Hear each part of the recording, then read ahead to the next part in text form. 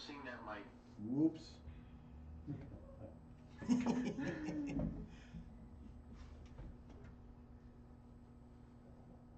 Good morning. Thank you for joining us. You are watching KUHS, The Stream, and this is the Weekend Boost. I am your host, Paul Lane, and I just want to thank you for joining us today. I'm so excited to have you closing in on the end of the year. A lot of big changes coming up. You may notice that I got some strange stuff growing on my chin. It takes me a year to grow a mustache and a beard, but this is my way of rebelling against systems that I don't like. I won't be cutting my hair anymore, so if you call in and say that I look greñudo, that's okay. I don't mind. It's going to get worse before it gets better, but I'm okay with that.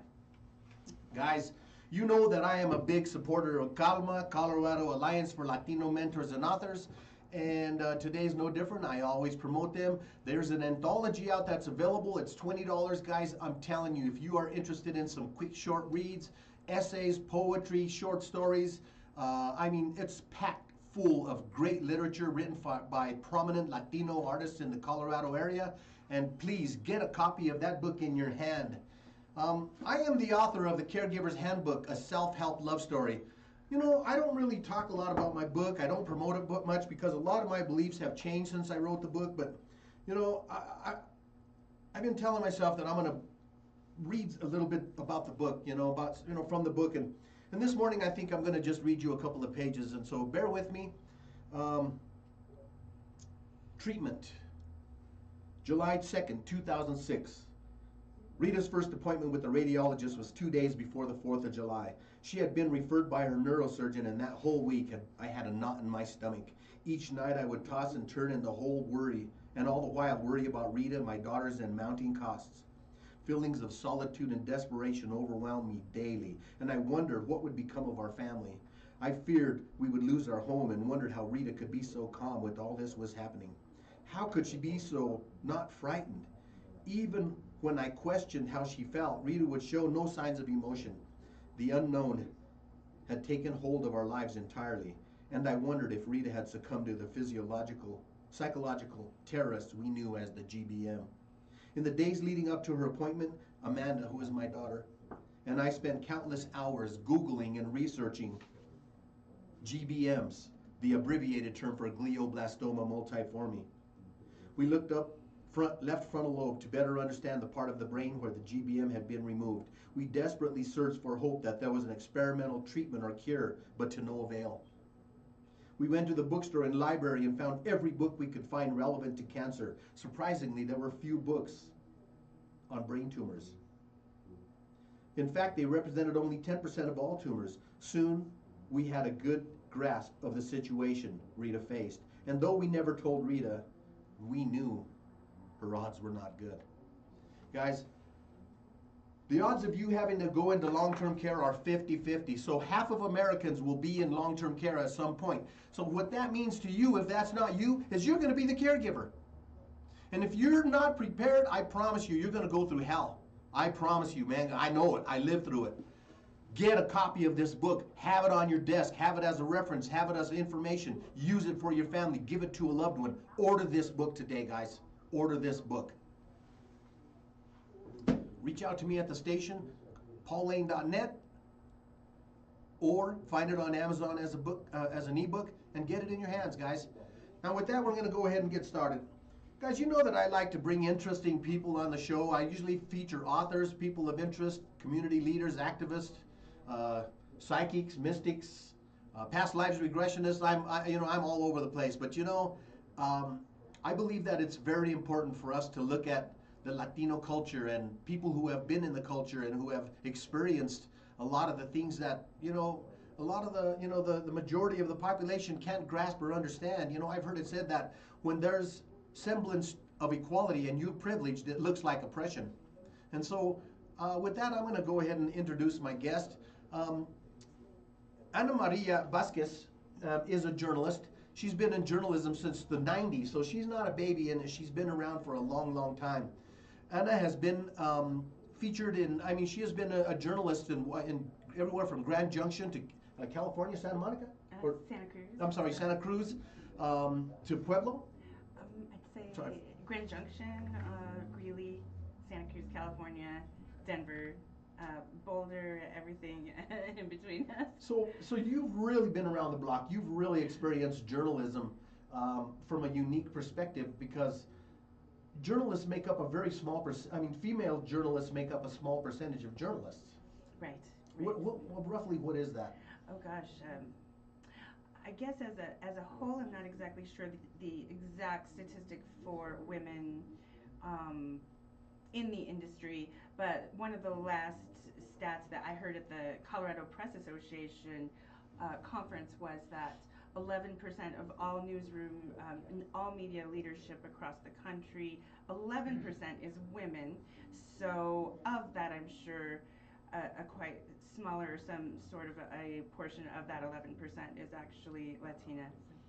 So it's a small fraction of a very large group. And I get so frustrated when I hear, oh, we're eliminating DEI. Well, most people don't even know what DEI stands for, much less, what it is. Diversity, equity, and inclusion. And when they talk about diversity, diversity includes all groups, not just people of marginalized groups, but women, the gay community. I mean, there's just a all-encompassing, very, very large group when we talk about diversity. Equity. I mean, that's a self-explanatory statement. Equity. If you want to take away equity, what does that mean to me, and how do I perceive that? And inclusion, that means that you're excluded. And man, when I hear that you're removing DEI, and that's all across the board, that's very concerning. And you've experienced this for almost 20 years. I would say I've seen different facets of difficulty in various industries, just in terms of seeing just as many of my peers around me diverse, and just kind of living out that segment of my life, of my career. And I toggle back and forth between careers of journalism and accounting, because I have both degrees. But I'd say in all industries, it can be a little bit challenging for sure when you start to see either your segment of that population going away, or maybe not being retained on staff.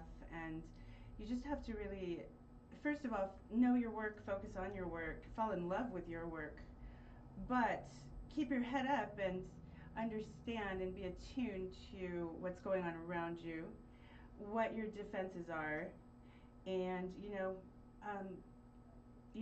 use the appropriate channels to really fight against anything that might be off in the newsroom against you, off at your place of work. Certainly there are quite a few people, I'd say, that even though I came in on minority scholarships, I had quite a few references from Caucasians that I worked with, quite a few from African American, obviously the Hispanic American, but yeah, by and large, be prepared that it's not always going to be perfect. Keep your confidence up and know who you are. And there's quite a few places of work, newsrooms or the like, whether it's TV or newspapers, that suddenly there'll be a huge layoff, maybe 10 to 20 in a year or something. But and whether they're Caucasian or Hispanic or whatever have you, it kind of affects everyone. So I want to just go into the newsroom shouting sometimes and going, you don't have to believe this about yourself. I want to tell the kids out of college, you can have 9 lives in this industry if you want to. You might have to go to another state to pursue it. It depends on what the personalities in that state are, and how the kind of like local culture is. It changes all the time, but by and large, I'm always shocked that I am a devout Catholic. It's all over my resume that I run Denver Catholic Speed Dating. I keep it on there because it's social media, it's events, it's promotions. But I'm always shocked that like at CBS, I think maybe a couple of maybe there was some of the segment of the homosexual population that picked me up. They saw that talent, they believed in me, and they knew I could do this, and they knew I could bring a lot of different perspectives into their newsroom. So I'm always in awe of, you know, the surprises that you can see out there. Even if you resign yourself or try to resign yourself to a certain way of thinking, you can find an open window. It just takes resilience and just really just keeping on top of it, meeting a lot of people. You know, I always talk about vision in my show. I talk about, I like to talk to young people, and I always love to ask them the question, where do you see yourself in 5 years? When you first started in journalism, did you see yourself traveling to other states or going to, different different counties or cities to do your job? I mean, was it something that was just all of a sudden there, or did you kind of see that as a long-term perspective? They told me to count on that, but I really fought against it because I have a big family, a lot of nieces. I'm an aunt of at least eight girls, and they have children, and so I really wanted to stick around here for family and my parents too. They are gone now. My mother passed away a year and a half ago. Talk about caregiving. Wow, there's a lot to know. You're so right about that. But I would say they told me to count on it, that it's possible that I'd need to go elsewhere. And I'd say don't be afraid of going elsewhere, but absolutely, I'm lucky for my time that I have stayed in Colorado. I was able to see my dad in his last 5 years of life, and even though I hesitatingly returned from California, I did. I was very hesitant. It was very exciting out there. I was in the shadow of the Silicon Valley, right on the beach, and kind of in a real good place for people my age, and kind of exciting. So I was hoping to move up the ranks in California, but being there, would have been really hard with my dad's condition, and so I was there when I took the job at the Fort Collins, Colorado, and I got to be here for his last 5 years of life. But yeah, I didn't know I was going to Grand Junction, which is kind of another planet for me. Oh man.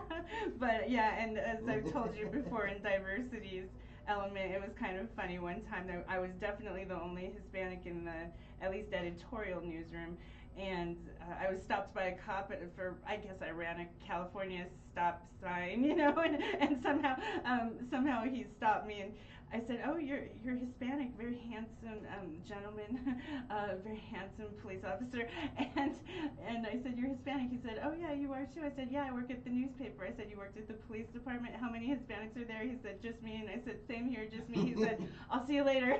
Oh man. So it's kind of like that in Grand Junction, but exciting news town. I probably shouldn't have left anywhere as fast as I did, because everywhere was great. Greeley Tribune, great news town. Grand Junction really gave me a chance to really flourish and show that I was a writer, because I had stopped writing for 4 years and went to accounting, and then when I returned to the Grand Junction Daily Sentinel, I think they were a little dismayed that at the time I used to color my hair a lot blonde, and so a lot of the girls did that. I liked the differences sometimes, just changing it up, but over there they really gave me a chance to shine, and I won 2 writing awards, professional writing awards, in only a year. So I think that was a case of kind of giving up too early. So don't ever give up too early. I think just everything that happens, though, is always for a good reason. I came back and I was a caregiver for my mom for the last years of her life because of that. But then that opens me up to being a freelancer, and so I've written about the Pope in 4 countries, Pope Francis in 4 countries, including Ireland, and so. And then I started a small business, a speed dating business on the side. But yeah, you never know where life's gonna turn, twist and turn you to. But certainly be open to going out of state, if family circumstances or children keep you here. Do everything you can to diversify. I mean, everybody's had to do that, whether they were Caucasian or Hispanic. I saw that a gal the other day had left one of the stations I was at, and then took a couple 2 or 3 years to be in communications for some large government, and then she just returns back onto the air. So sometimes your wait will be worth it, and you'll find what you need. I remember a friend of mine, John Canzano. He was a great sports reporter in Santa Cruz County Sentinel, and great. He went on to be greater as a as a columnist, sports columnist out in Fresno B, and then, but what had happened is he had returned from one of the jobs for a minute. He was about to become, a journalism teacher for his old high school. He was just about to do that when the Oregonian or someone called, and he, had a wonderful career out in Oregon as one of the main sports commentators. So certainly, yeah, we were some of the Gen Xers in the industry that were always looking. I guess you always kind of got to keep your eye out to what the opportunities are. Yeah, I think that so many times we're in a position or a situation and we can't see the opportunities in front of us because we're blinded by the position we're in. And I'm guilty of it, When you're, faced with challenges like that, I mean, you have to just buckle down and just try harder. You just have to, you face an obstacle, you just have to climb over it and go around it. And it sounds like you've really done a great job of negotiating a lot of the mountains that you've had to climb. Yeah, definitely. There's my one of my first roles at the Santa Cruz Sentinel. I was shocked to find that when this was 1998, when I worked there, and this is pretty progressive, beach town, Santa Cruz, California, and I found that the very first woman that ever worked at that newspaper, I was still working with her. I mean, she was Wow. a little, yeah. So this is still Fledgling for women in the industry. Yes, Mm-hmm. yes. I'd say that we're more established as women in industries, obviously like teaching or like nursing, which are wonderful too. But there's a lot more you got to you got to look at when you're either in accounting or journalism. When you're out there, there's quite a bit of still trying to maintain equitable pay to men, maintain equitable and fair treatment. Um, I would say there's even just you got to fight your way to keep your job sometimes, and if you find yourself in that situation, do what you can to go to whoever you can and keep it calm and keep it factual. But I would say that there's probably a lot of that because we've gone through some difficult times as in economic wise, and whether it was 2008, whether it's now. So yeah. Now, right now, you're not pursuing any journalism. Are you doing some writing on the side? Or you? Yes, some writing on the side, and you mentioned poetry in the book. I want to become involved in that organization. You can see me at some of the open mic poetry nights at the Denver Women's Press Club. Oh, really? Yeah, once a month. So I will. Did you hear that, guys? The Denver Women's Press Club. It's right downtown, right on Capitol Hill. Yeah, Logan and 13th. 13th and Logan, yeah. Yeah, I was fortunate to interview Reina Grande, one of the authors that we featured on the show there, and so it was really exciting. I didn't know they had an open mic though. Yes, open mic poetry once a month. Oh. I think the next one's in January. Hopefully I'll see you there. Yeah. So tell me, are there other women's organizations that you're a part of? Or is there a women's journalism organization, or is there, what kind of things do you associate yourself with? Tough question. No, yeah, it's hard. I am in the Denver Press Club as well as the Denver Women's Press Club, and I am in one of my proudest is being involved in the National Association for Hispanic Journalists, and they've really kept me afloat. They've really harnessed my talent. They have just outstanding workshops. In fact, whenever I always joke that whenever I go to their conference, I'm either if I'm looking for a journalism job, I won't find it. They'll teach me how to start my own website and start my own business.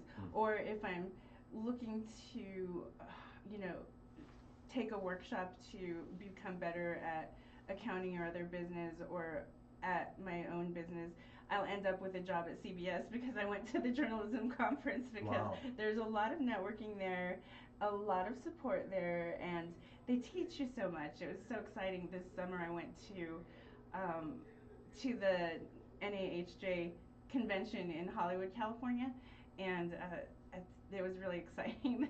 It was 40th anniversary of the National Association for Hispanic Journalists, and they just had great workshops on how to report on immigration fairly, how to embrace the new podcasting and other ways of technology, embracing how to edit moves in sports writing you can make that'll better your writing, and I just eat it all up. I can't get enough of their workshops, and you go and you can never take half of what you want to, but what you do take is outstanding. And even from your peers there was an African American journalist, I believe he's an anchor, named Wale from San Diego station, one of their big stations, and he was outside one of the times that the many press parties and the wine and cheese nights after everything, and I'm going, I can only handle this twice in a week, and I'm done.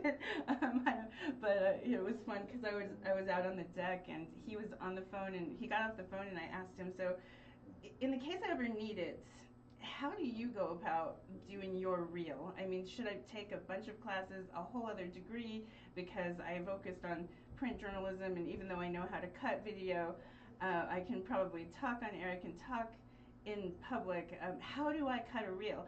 And he said, okay, this is how you do it.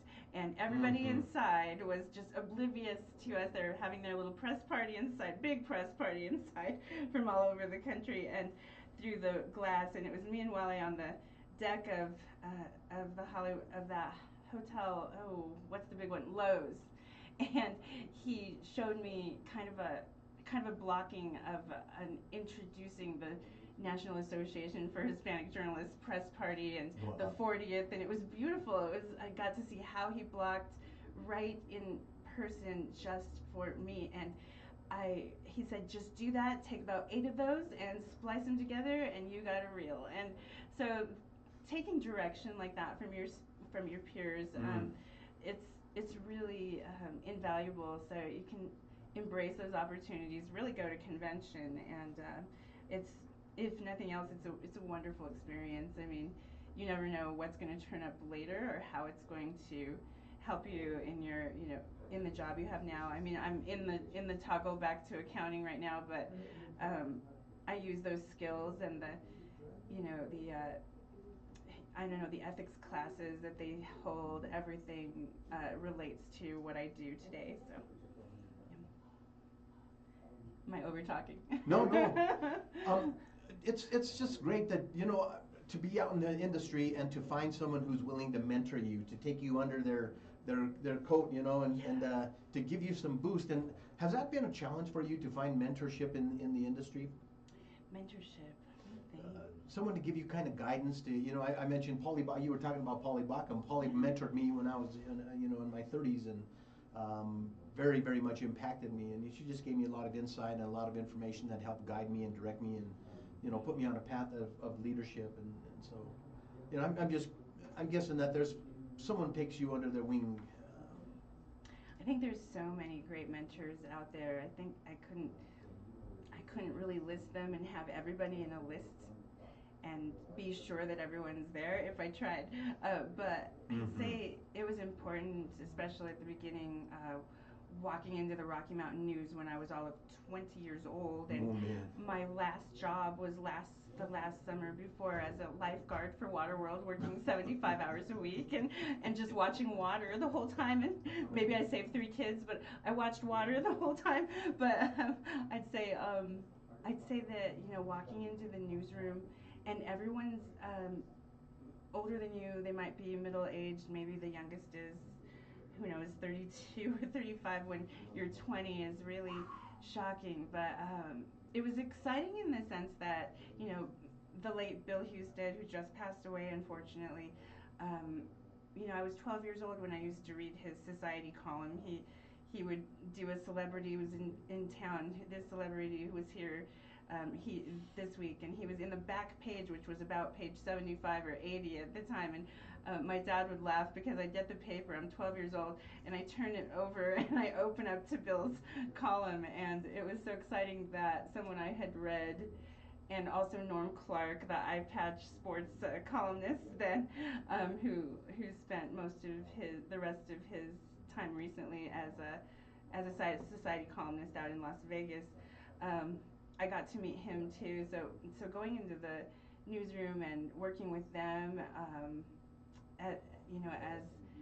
as people that I worked with, I looked up to. I got to see them go through the editing process and got to see them in their interactions with their editors. That was really exciting. I think you learn a lot from that interaction, and about how diverse it is, and how you got to be open to criticism. You've got to be open to feedback. Always be open to feedback, and be a good listener, and really practice at devoting that feedback to your work, and asking people their opinion. I think that's one of the beautiful things. I also had a mentor named Gary Massaro, and he's a good Italian out of Pueblo, Colorado, that really gave me a lot of good tips. Gave me a chance to shadow him. My mentor also was Greg Lopez, the late Greg Lopez, columnist, a good columnist, really good personable columnist. All these people developed my voice for when I can write columns, and I'd like to write some columns on the side here sometime. But yeah, mentors like Bill, and just people I looked up to like Norm Clark and all these people. It was really exciting to work on the staff that was also the Rocky Preps. I would take sports scores with them during my college days too, and all of those people became the first sports people in Denver to cover a Denver Super Bowl win. And so I got to go in and visit them again right after while I was still in Santa Cruz. I would come back and talk to Barry Forbes about what that was like to be there and just be on the newspaper grind, watching the Broncos as this was going down, and it was beautiful. It was a really beautiful experience to see their newsroom, and to really be among them. So I'd say back to mentorship though,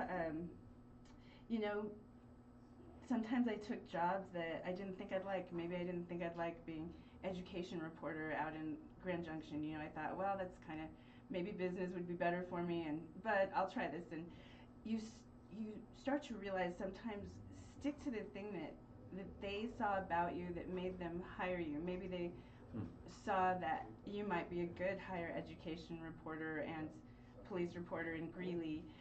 You might be, all these jobs I wasn't sure I wanted, and then I was hired as a police reporter too, and general assignment in Fort Collins.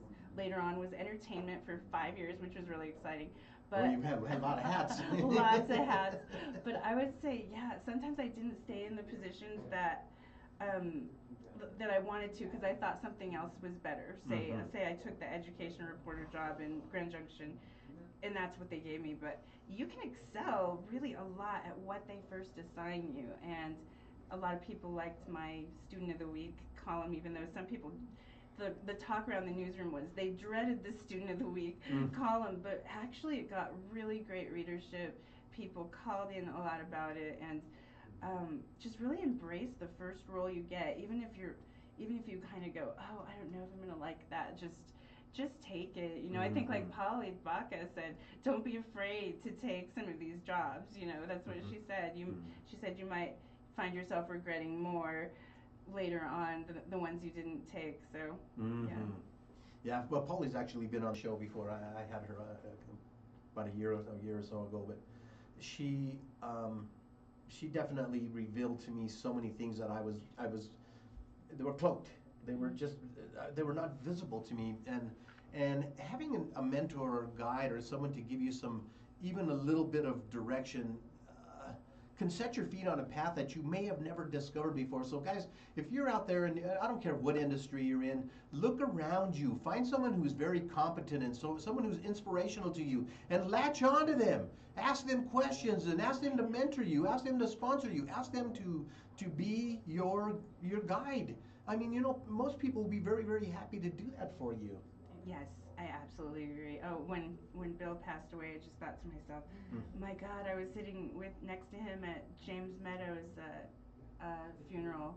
I was sitting next to Bill, and that was in 2009. After the Rocky had closed, he had died tragically in a bike accident in a Chatfield Reservoir, and but what I didn't think about then was, Bill and I had a kinship. We could have stayed in touch, but you always think, well, I'm going to see this person again, and you don't. Ultimately, you've got to really keep your contacts. The very day he died, I got up and I called Jay Ambrose, the longtime editor out of Louisville, Kentucky, a longtime Scripps Howard syndicated columnist, and he's trying to get back into column writing for them, but he probably hadn't heard from me in 3 or 5 years or more, and I can't believe it's been that long, but I email him once in a while.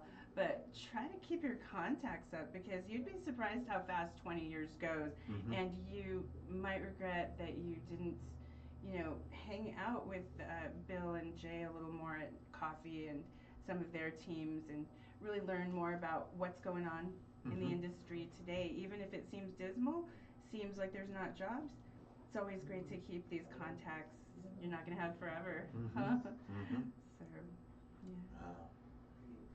Guys, if you're just joining us, you're watching KUHS The Stream, and this is the Weekend Boost. I'm your host, Paul Lane, and we're talking to Ana Maria Vasquez, who has been involved in journalism for many years, and we're just talking a little bit about the experiences she's had, things that she might share with you. If you're out there in the world and you're considering going into an industry such as journalism, it's not something that you want to go in blindly. You want to definitely prepare yourself for it. I don't care what your ethnicity is.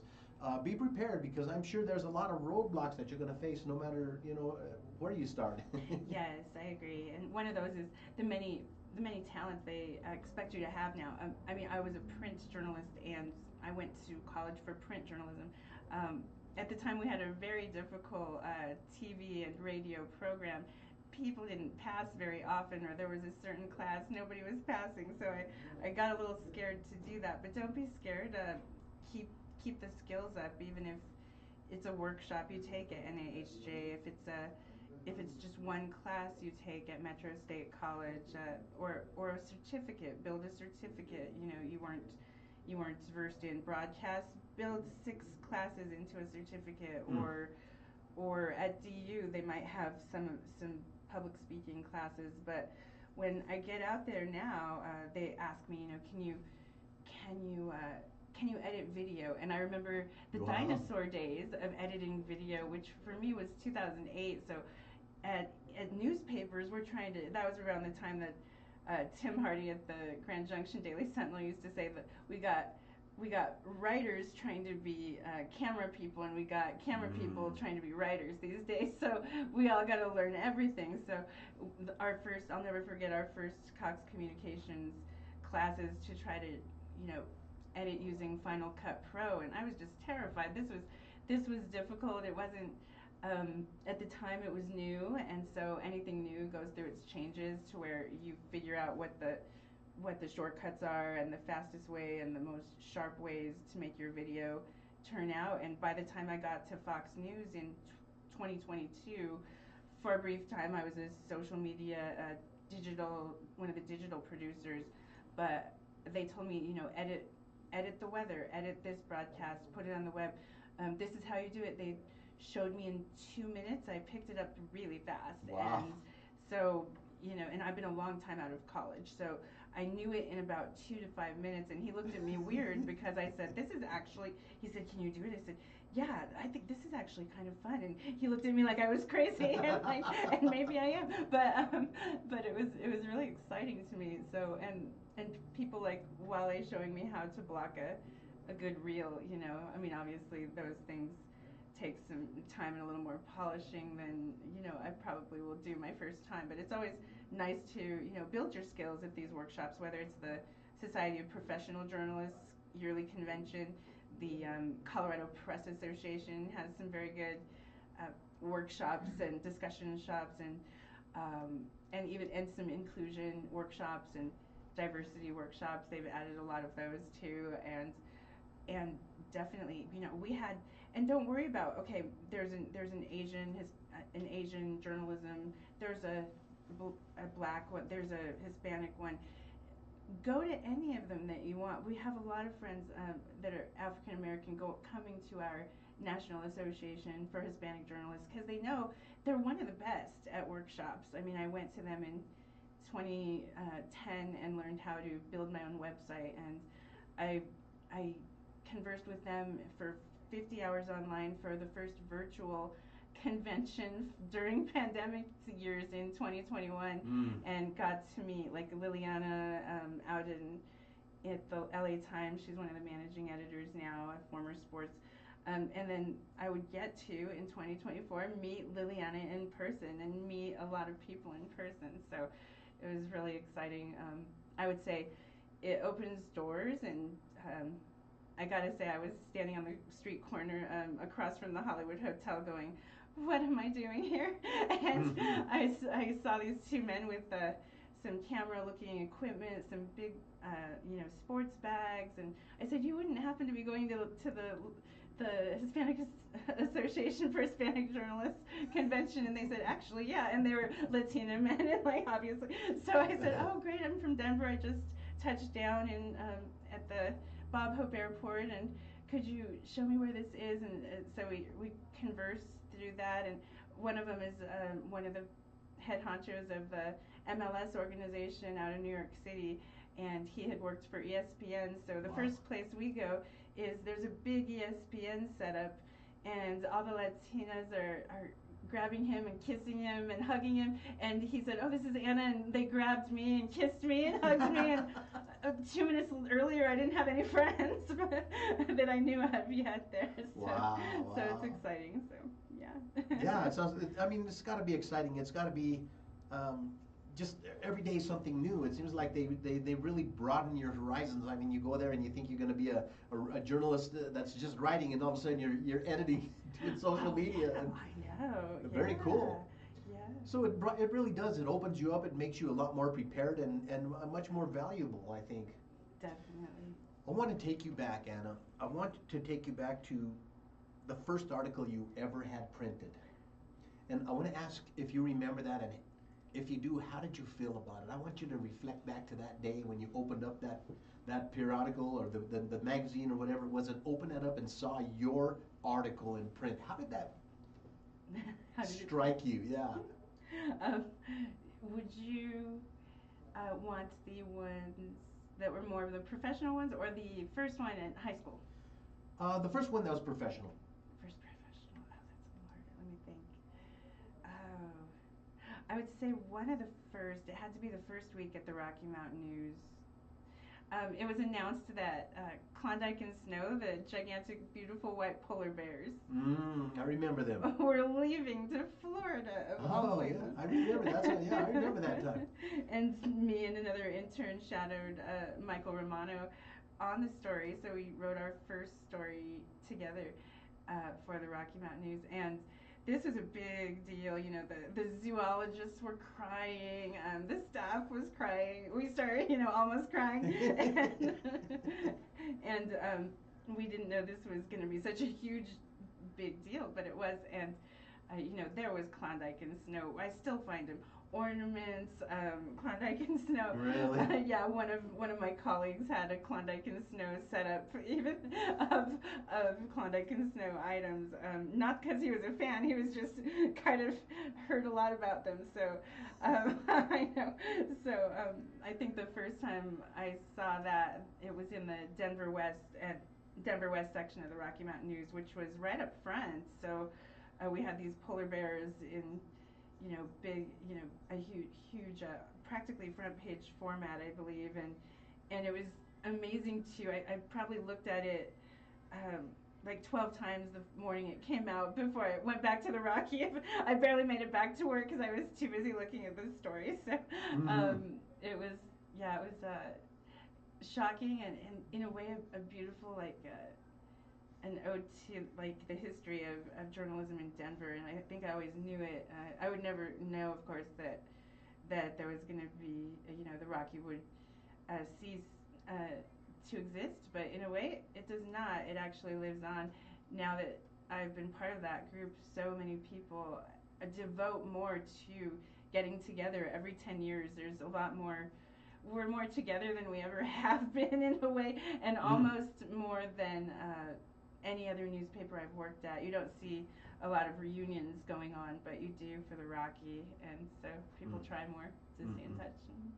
I remember when I was young, I used to write for it was a short magazine that was out for about a few years. It was called the Denver Times Journal, and then I started writing for a magazine called Visiones, and it was unpaid, but it was so, I don't even know, rewarding isn't the word. It was so fulfilling. It was so satisfying to see something that I had written in print that 20,000 people were going to read, and it's like, I didn't think about the influence that it had, but I thought about the opportunity that I was given and how special it was, and as you wrote and continued writing and going to different organizations, I'm sure it didn't, but did it ever come to a point where it was just like, oh, there's another article, or were you always like, oh, I got another article? It took a long time to get out of the, ooh, I got another article phase. Yeah. Mike Pearson at the Rocky, he was the entertainment editor. He said, yes, I know you did a story, but now you have to do another story and a million others. So just, every day this is what it is, and just devote to like long-term research projects and enterprise stories. Devote to really building your nose for news, and I've become a great idea girl, and just, I would say it takes a long time. I think every paper I was a little star-stricken when I saw my name in their newspaper, or even CBS. That was exciting. I wanted to suddenly put my name on 20 stories, and they knew it. They're like, Anna, slow down. I worked on a team of really good, at least I think maybe 8 men at CBS, and there was me. So 8 men and me, and it was really, really great though. I never ever felt like it was good old boys club kind of thing. I never felt that way. Cool. Yeah, and they were just outstanding, and it was outstanding to see them at their work, and all of a sudden like Rick Salinger up front of the newsroom, or Jeff Todd, and doing their thing on the air, and seeing 25 years, or in Salinger's case, 45, 50 years, at work on television and in person right in front of me was just amazing. Just to see the history of someone's experience and their devotion to that field, whether it's been through the heartbreaks of having to move, through the heartbreaks of downsizing, through the heartbreaks of change sometimes, but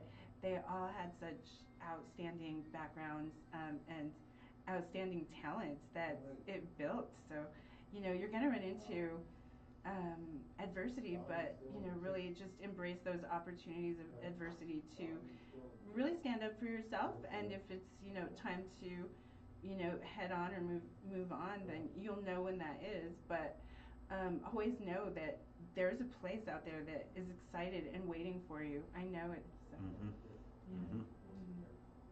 I have an affirmation that I'm going to share with you. I learned it when I was in my early 20s, and it says, I will enter this interview without giving mental recognition to the possibility of defeat. I'll make a sale, I'll make a friend. I will help them to see through their eyes the benefit of having my services. Then I would continue, what's behind the door I cannot tell, but this I know, and I know it well. The more I open, the more I sell. If I have everything to gain and nothing to lose by trying, I will by all means try. I've lived my life by that. And I'm telling you, I have had opportunities that would have never been there for me if I hadn't had that attitude. And when you walk into a place, you know that the job's yours. I mean, I've walked into a company one time and I said, I came to get my job. And the guy said, what? I said, I came to get my job. And he said, when can you start? I'm telling you. And so, you have to have some kind of a feeling of self-confidence that's above and beyond. I mean, I used to tell my daughters, you have to walk around like you have letters 10 feet tall that say, I have what it takes. And that's exactly what it takes. It's true. It's true.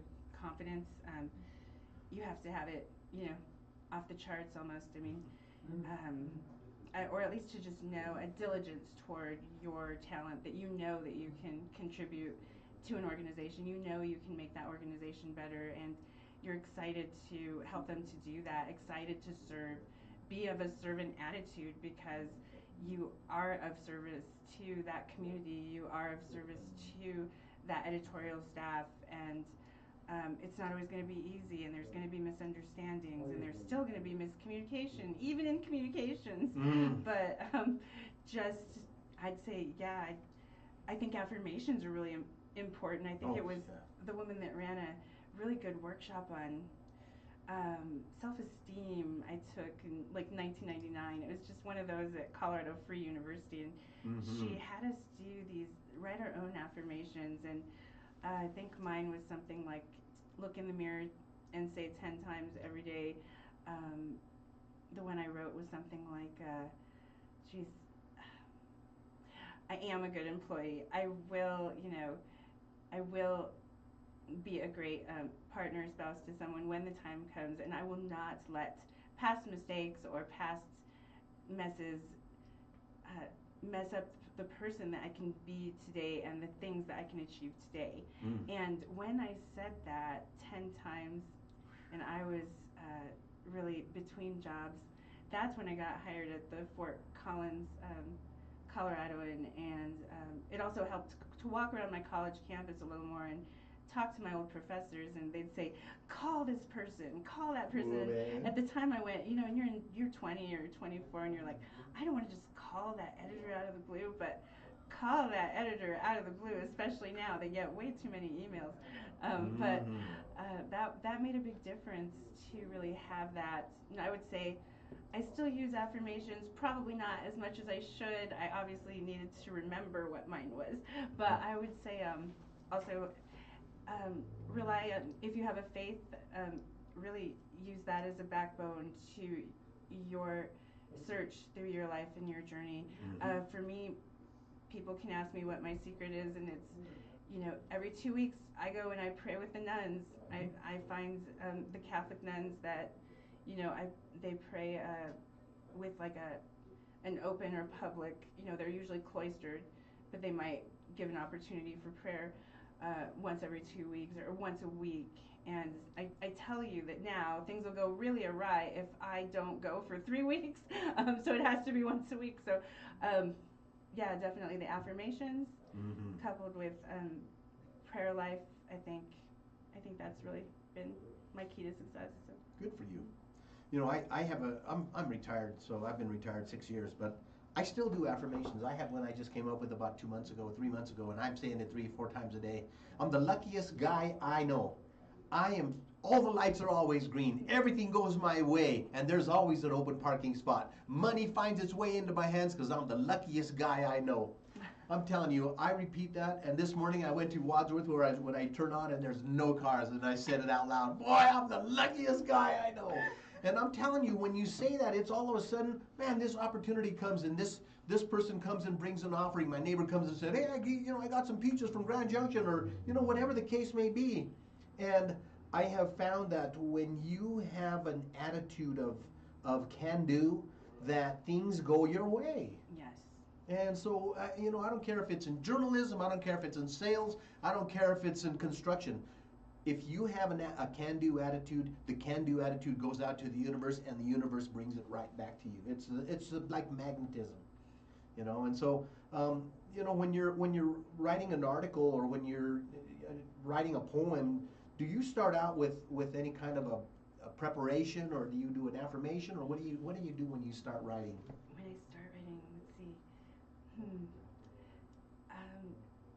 Maybe closing my eyes for a second and searching back in my mind, what was it about that interview that really hung on to me, or that I'm hanging on those words.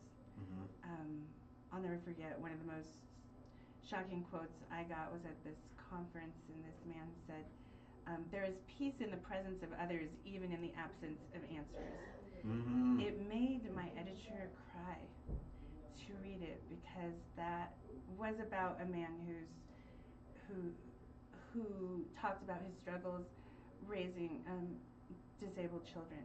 But that quote resonates through life, and it really you know, it just stuck in the back of my mind, and I wrote it down as sort of the centerpiece of the article. And so sometimes you'll get lucky and something big will come like that. And I'll hang out in the hallways wherever I am to wait for that person that is gonna say that thing that I really need for the story. And it's a lot of questioning, a lot of practice at questioning, a lot of natural curiosity. Poetry is a little bit different in that um, I guess it's William Yeats that said, is it Yeats? Yeats. I think it's Yeats. I always screw that up. He's Irish, and I've been to his exhibit in Ireland. I still can't say his name, but he said something like, "Poetry shouldn't be just when it strikes you. It's a job, and you work at that job, and you do it, you know, X amount of time every day." And I need to approach it more like that. But I wrote a story or a poem in the parking lot of the Denver Women's Press Club about a month ago about the late Bill Husted and what it was like to really look up to him, to work with him, and see time fly so fast that suddenly I would be, you know, seeing his dying day. And in the parking lot, even though I'd been really busy at work that week and hadn't had a moment to think about it, I let it settle with me what it was like to feel him gone and what I would like to tell him. And so I framed it because everybody reading this doesn't know who this is. Maybe they never saw him. Maybe they never read his story. But most of them did in Denver. But I would say really thinking about how I could bring him to you, that you could see his face, and I compared him to a very strong yacht, and with a smile as white as the newest boat you could possibly see. And that helped a lot because I could still see that framework in my mind when I would see him in the newsroom. And then I went into the admiration of his work and his writing, and the voice that he brought to Denver and how he brought everybody really close. It felt like more of a community. Felt like, you know, not just a small city at the time, and he really made put us on the map in a way socially. Yeah. You know, as you were talking, I was thinking about writing, and writing is an art, and you know, you don't use paintbrushes to paint your picture. You use words, and you use a tablet as your paint, you know, as your palette. And when you think of what you're doing as sacred, when you think of what you're doing as special, I think it amplifies. I think it gives great credence to your words, and it, you know, it makes them much more concrete. And that's my feeling. And you know, I love reading articles or books of people who have written. I was talking about a book by an author, Black Elk. It's called Black Elk Speaks. And Black Elk was a Native American.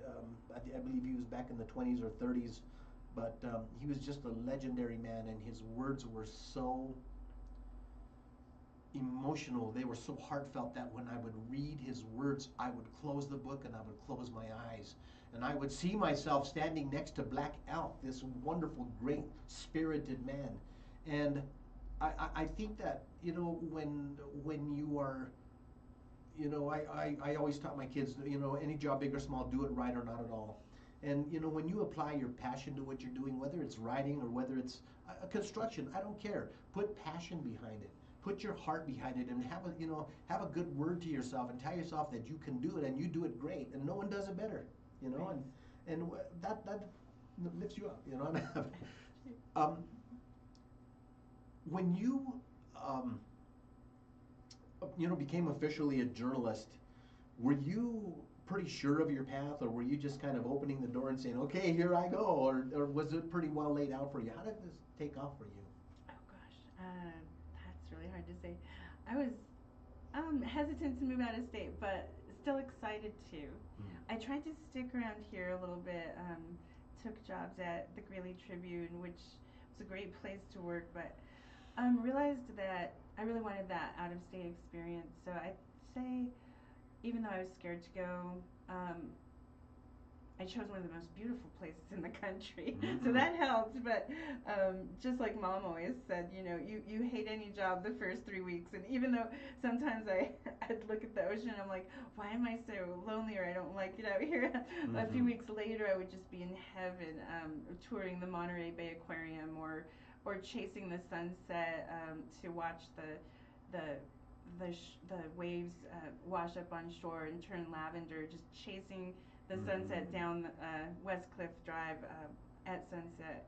I don't know how I got anything done. I don't know how I got laundry done, but I would be so busy being a beach and surfing watcher a lot. But I would say I was still a little hesitant, but I went for it really hard in terms of getting my applications out there and taking the advice of mentors about how they got uh, picked up by a newspaper or a TV station, and really talking to those professionals and saying, what's this process like, and honing that process, sending my 10 best stories out to, um, you know, 20 places in a week or something, and really just saying, okay, I'm going to go for the interview. And I'd say I was a little hesitant to, because I was indecisive, but I would say, yeah, be more decisive. Take the first thing that you're offered. Don't keep thinking grass is greener on the other side. You can take something else down the road if you get several years or a few years at least in at your first newspaper or TV station, or some sort of a publication. Some of the publications online are great here: Aurora Sentinel, um, Denver Gazette, Colorado Sun. I mean, outstanding. Obviously, Denver Post uh, is a great place if you can get hired there. They still are, since summer they've had some openings. So, and there's also the digital writing opportunities on television stations, whether it's PBS or Channel 2, Channel 31. There's lots of different opportunities, and just go for it.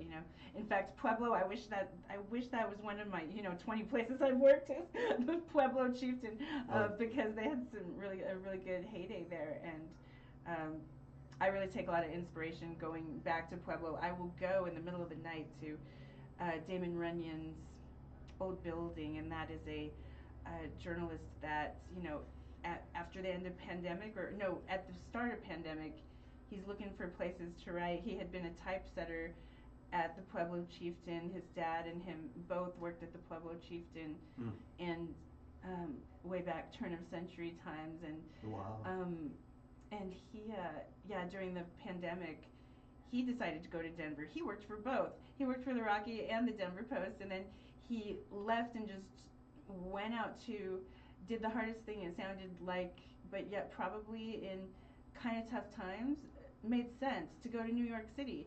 And he coined the phrase Cinderella Man and really made his mark in boxing and sports writing. And he was actually known for even writing poetry about sports now. That I Wow. need to read more of. But sometimes I'll just go to his building in the middle of the night and just take a look at the old press building, because there's becoming less of the press buildings around, and it's still the original. Mm, And so I'll just stay and stare at it for a really long time. So. very cool. We have come to the end of our hour, Oh. and I told you it would go fast. Guys, you have been watching KUHS The Stream. This is the Weekend Boost. We have been talking to a journalist and someone who has definitely got a bright path in front of her, Ana Maria Vasquez. And I'm just so grateful, and thank you so much for being here with us today. Guys, I always end my show with my slogan: everybody's looking for a hero, and if you can't find one, be one. Nana, you've taken steps and done bold things that most people would shy away from. And I just want to thank you for that. Thank you for giving of yourself to the community. Continue to write. I mean, I can see that you have a lot of brilliant spots in you, and that you still have a lot to shine. Thank you so much. And it's been really nice to have you guys. I still have 3 minutes, so we can actually talk for just a couple minutes more. I want to make sure and tell you, please stay tuned. Mr. Paul Chavez, Mr. International, is going to be coming up playing his deep cuts, and I'm telling you, he jams. After that, we're going to have Henry Archuleta playing up for the rest of the day. But man, KUHS has the tunes. KUHS has the programming. KUHS has topics that are of interest and of use. And for community resources, this is the place, man. And Henry Archuleta has been a very dear friend to me. He's made this opportunity possible, and he makes this station such a wonderful place. And I want to shout out to Jefe Henry Archuleta, just every chance I get. Guys, I'm just so grateful to have you as our following us and listening to us. I hope that you've taken something that you can use, benefit from, share with the community, with yourself. I really, really hope that we're putting out content that's of use and interest to you. Anna, thank you so much for being here today. I'm honored. Thank you so much. Guys, we will be talking to you in 2 weeks. Stay tuned again. Mr. International is coming up, and he's got some good stuff for you. See you next time.